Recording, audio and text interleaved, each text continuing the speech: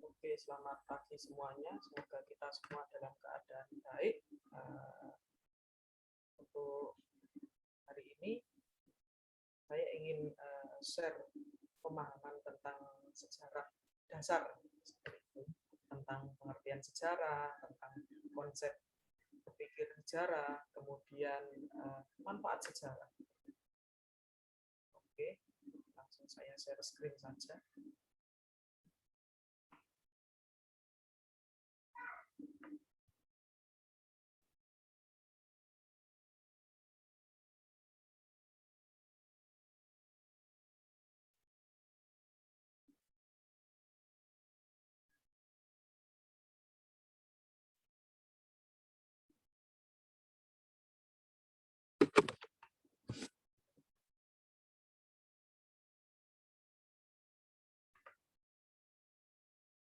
Oke, untuk yang pertama kita bersama-sama belajar tentang pengertian sejarah.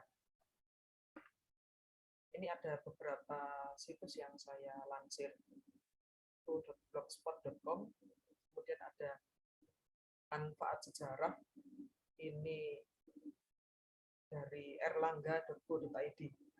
Kemudian ini saya berusaha mencari manfaat sejarah yang kontekstual, sering diremehkan, tapi ketika ditelusuri lebih dalam, ternyata manfaat belajar sejarah juga bisa menjadi sarana edukatif hingga mencari lapangan pekerjaan seperti itu. Bukan hanya mencari lapangan pekerjaan juga bahkan, tapi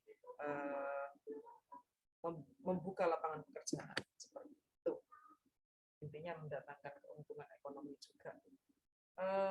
Untuk yang pertama ini saya langsung saja, apa saja pengertian sejarah dan dari para ahli ya, apa saja pengertian dan definisi ilmu sejarah menurut para ahli.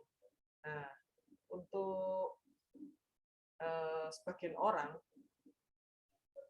mengatakan bahwasanya sejarah itu peristiwa masa lalu. Sejarah itu berkaitan dengan hal-hal yang lampau. Nah, ini dari tirto.id, ini mengutip juga dari KBBI. Sejarah memiliki 3 makna. Pertama, asal-usul, keturunan, silsilah. Yang kedua, kejadian dan peristiwa yang benar-benar terjadi pada masa lampau. Kemudian yang ketiga, sejarah bermakna pengetahuan atau uraian tentang peristiwa dan kejadian yang benar-benar terjadi pada masa lampau. Oleh karena itu, ilmu sejarah mempelajari kejadian atau peristiwa masa lalu manusia, lalu direkonstruksi apa yang terjadi pada masa tersebut berkaitan dengan hukum kausalitas, sebab dan akibatnya, seperti itu. Nah, ini ada beberapa pakar sejarah yang mengartikan sejarah itu apa. Yang pertama, menurut Ji Beng dalam buku Ilmu Sejarah dan Historiografi, Arah dan Perspektif.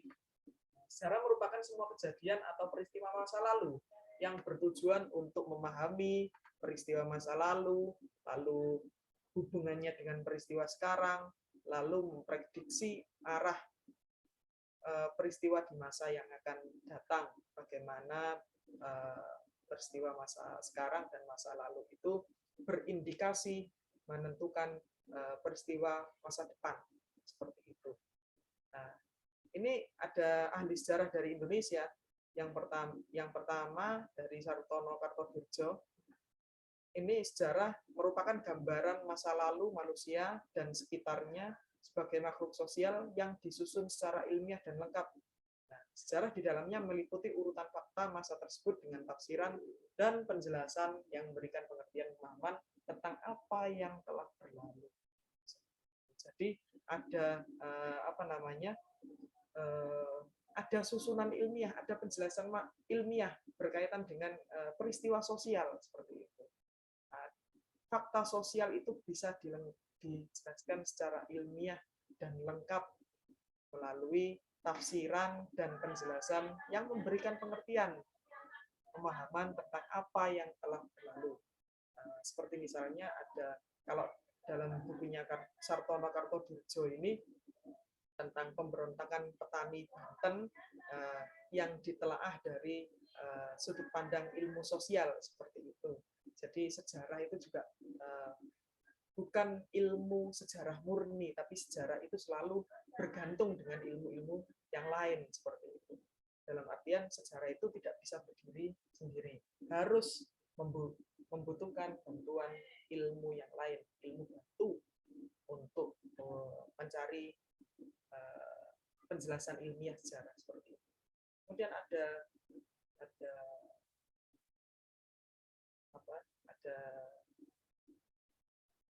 definisi lain dari sejarah. Ini menurut sejarawan Inggris John Tosh, sejarah merupakan memori kolektif masa lalu ya, pengalaman melalui pengembangan suatu rasa, identitas sosial manusia, dan prospek manusia tersebut di masa yang akan datang. Nah ini sama dengan Jibeng tadi, hubungannya dengan hubungan antara masa lalu, masa kini, dan masa yang akan datang. Artinya setiap peristiwa itu selalu memiliki kesinambungan seperti itu, kesinambungan sebab akibat seperti itu. Nah, ini pentingnya sejarah menjadikannya dimasukkan menjadi bagian dari kurikulum pendidikan dasar dan menengah. Sejarah juga menjadi ilmu utama dalam penelitian di tingkat universitas seperti itu. Jadi telaah sejarah itu bisa membangun definisi moral, moralitas suatu bangsa, moralitas suatu kelompok itu bisa ditelaah melalui cerita sejarah. Nanti dikaji secara ilmiah, lalu diambil pesan moralnya, dan itu digunakan untuk modal memprediksi peristiwa yang akan datang, menjadikan modal atau sangu sikap suatu bangsa tersebut ke depannya bagaimana, seperti itu. Nah, itu untuk pengertian sejarah menurut para ahli. Kemudian di dalam sejarah itu ada konsep berpikir. Jadi sejarah itu mempunyai konsep berpikir. Yang pertama diakronik dan sinkronik, kemudian ada konsep ruang dan waktu juga. Untuk yang pertama berpikir diakronik, di sini diakronis atau kronologis, ini diartikan sebagai memanjang dalam waktu, Nah, fokus kepada struktur suatu peristiwa. Jadi struktur peristiwa itu berkaitan dengan urutannya, seperti bagaimana peristiwa tersebut terjadi secara kronologis, urutan waktu. Nah, ini.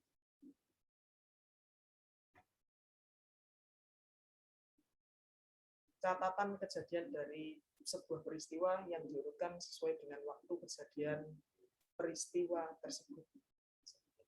Itu berkaitan dengan kronologis.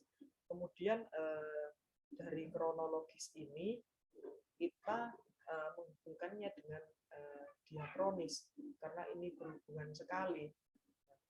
Diakronis itu satu peristiwa itu disebabkan oleh peristiwa sebelumnya. Jadi ada hubungan kausalitas, sebab akibat. Diakronis merupakan hubungan antara peristiwa yang terjadi dengan peristiwa sebelumnya.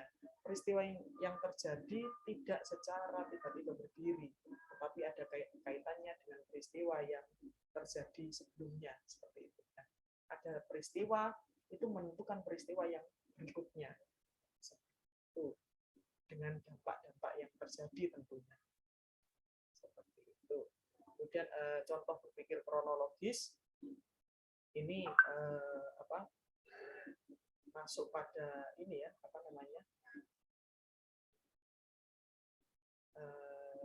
ada urutan kejadian. Nah, di sini yang disebutkan bahwasanya penjajahan Belanda di Indonesia dilatar belakangi oleh putusnya hubungan dagang rempah-rempah Belanda dengan Portugis, seperti kesulitan para pedagang Belanda karena pelabuhan di Lisabon tidak lagi mendukung orang-orang Belanda untuk berdagang. Nah, hal ini kemudian membuat Belanda mencari daerah rempah baru kemudian sampai ke Indonesia. Nah, setelah berhasil menguasai perdagangan rempah-rempah, kemudian Belanda membentuk VOC atau Kongsi Dagang Belanda untuk menghindari persaingan antar pedagang Belanda. Nah, setelah dibentuk, maka era penjajahan Belanda, masa VOC terjadi dengan beberapa hak istimewa yang dimiliki. Nah, itu merupakan contoh berpikir kronologis, teman-teman. Berpikir kronologis, berpikir diakronis juga ada ciri-cirinya. Nah, untuk ciri-ciri berpikir diakronis ini sifatnya historis ya, vertikal. Jadi saling berurutan, bersifat historis dan komparatif, saling berhubung antara satu peristiwa dengan peristiwa yang lain seperti itu. Misal contoh, tidak mungkin ada peristiwa proklamasi 17 Agustus kalau tidak ada peristiwa Rengas Dengklok seperti itu misalkan. Kemudian ada ciri-ciri yang lain yaitu kajiannya berkaitan dengan masa lalu. Fokus pada kajian sejarah, luasnya cakupan kajian, tidak ada konsep perbandingan seperti itu. Kemudian ada cara berpikir kronologis, diakronis ya. Ini menjelaskan kehidupan masyarakat secara dinamis ya, karena berlangsungnya kehidupan masyarakat itu tidak statis, melainkan dinamis. Ada faktor-faktor pemicu perubahan yang terjadi dalam masyarakat dalam banyak ranah ekonomi mengalami perubahan serta ranah-ranah yang lain dalam kehidupan manusia. Mempelajari kehidupan manusia secara runtut dengan dimensi waktu tertentu. Digunakan pada bidang ilmu sejarah, menjelaskan perkembangan transformasi atau perubahan yang terjadi dari waktu ke waktu, kemudian memfokuskan pada hubungan sebab akibat pada suatu peristiwa yang terjadi. Nah, ini cara pandang, kemudian ada cara pandang terhadap masyarakat yang terus mengalami perkembangan. Konsep berpikir diakronis. Ya, seperti yang saya katakan di awal tadi, berhubungan dengan urusan waktu. Ketika ada skup temporalnya, misalkan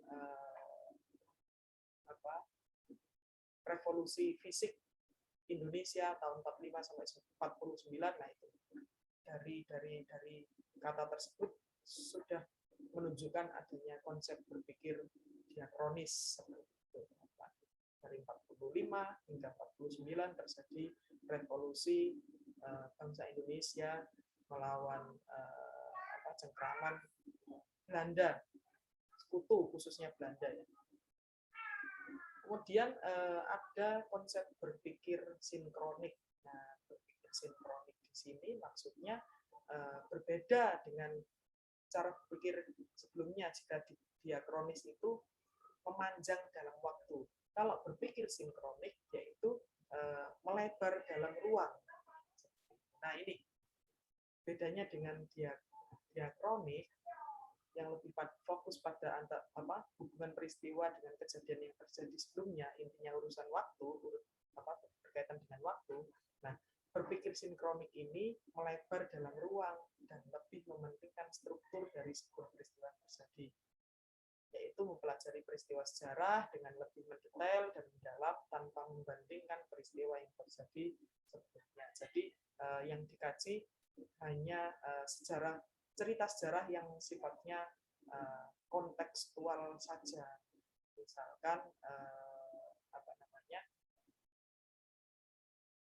Misalkan peristiwa Bandung Lautan Api dengan menggunakan konsep sinkronik. Ya, ini nanti bahasannya dengan pedoman pertanyaan 5W1. Bagaimana peristiwa tersebut, kemudian siapa tokoh-tokoh yang berkaitan dengan peristiwa tersebut, kemudian di mana peristiwa tersebut terjadi, bagaimana peristiwa tersebut terjadi, dan mengapa peristiwa tersebut terjadi. Seperti itu. Nah, kemudian ada ada cara berpikir sejarah yang lain, yaitu ada konsep ruang, ya.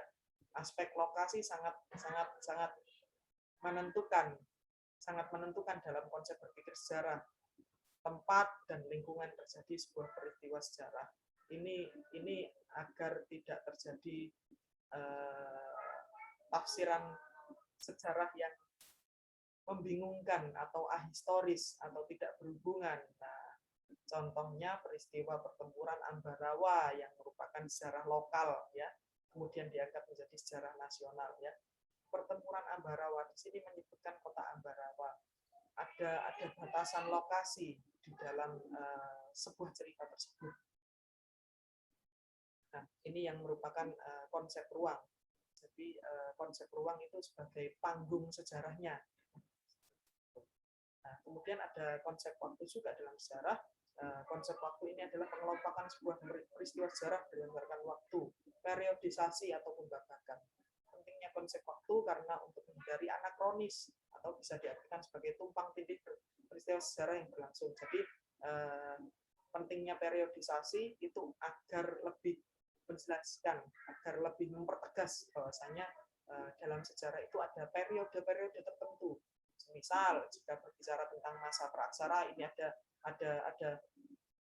pembabakan juga dalam masa praaksara. Pembabakan zaman masa praaksara ini seperti zaman awalnya masa Paleolitikum, kemudian ada masa Mesolitikum, ada Neolitikum, kemudian yang terakhir yaitu masa Megalitikum,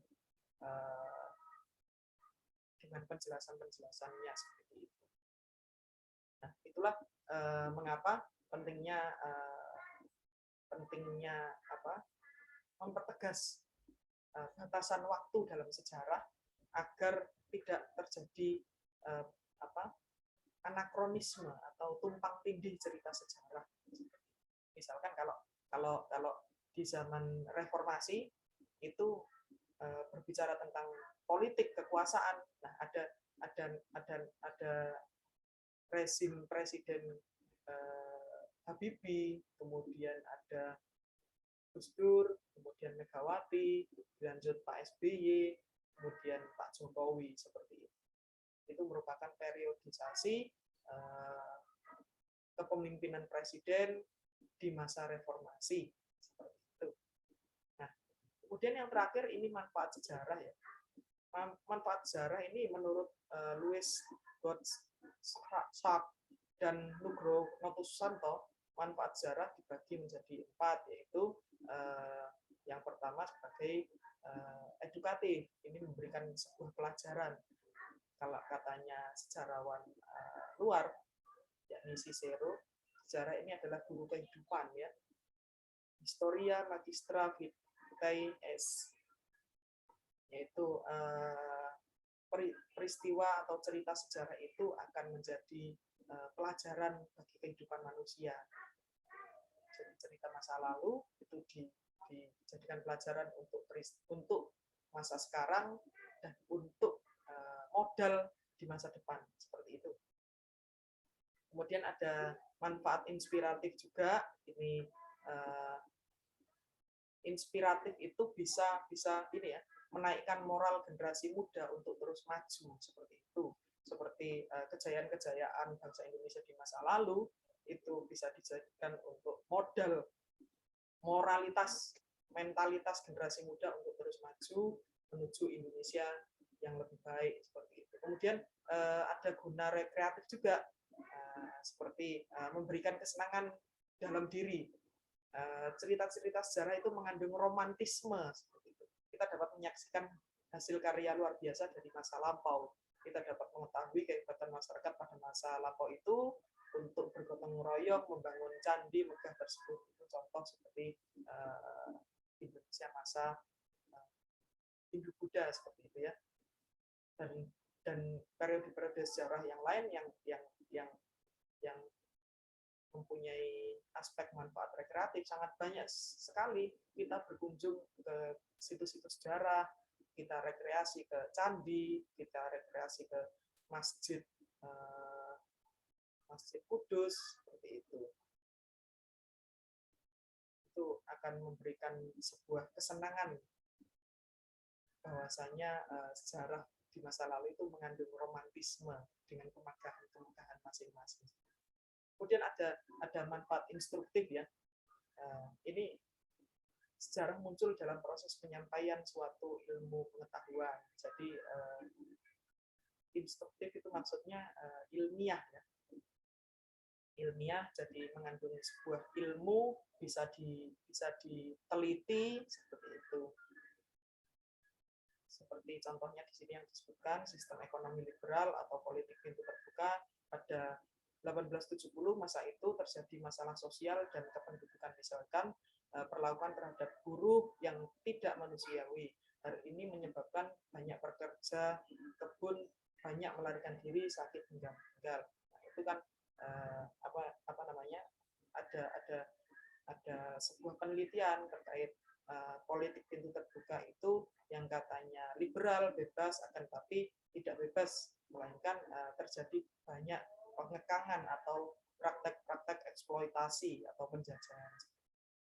Terakhir, berkaitan dengan manfaat juga, ini manfaat sejarah di masa sekarang sering diremehkan, akan tetapi ketika kita telaah, manfaat sejarah itu ada 5 di sini dari IDM Times.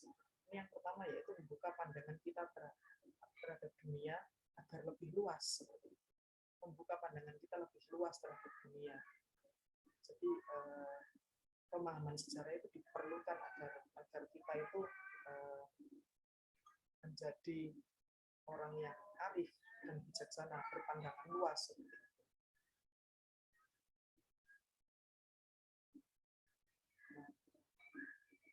Kemudian yang kedua yaitu melatih diri menjadi kritis terhadap sesuatu.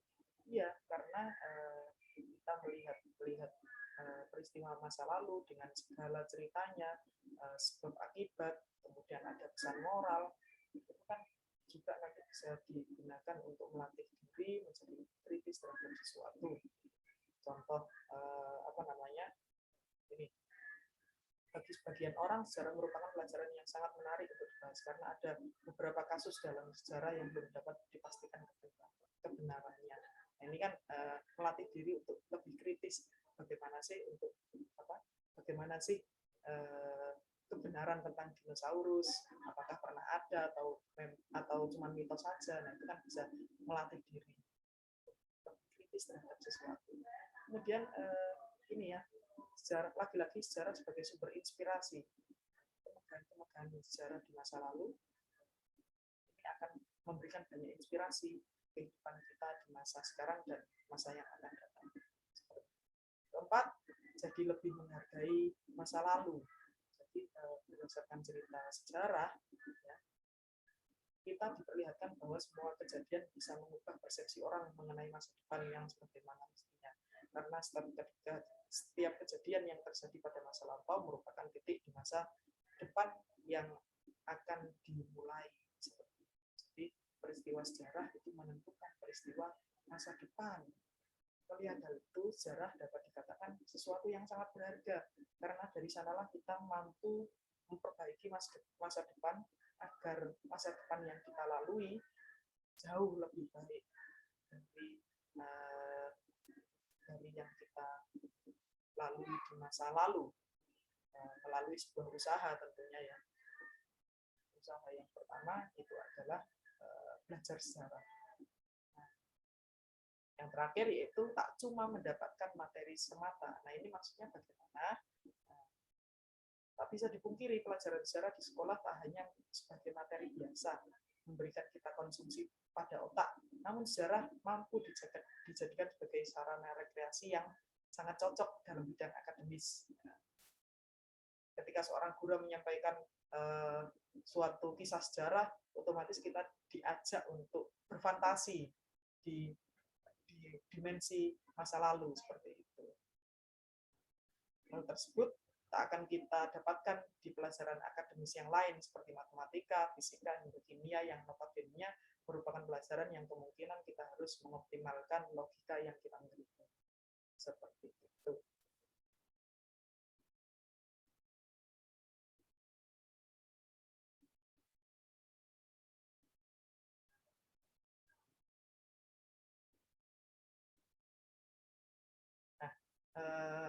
intinya apa? Pentingnya belajar sejarah itu untuk apa namanya? Untuk kita semua.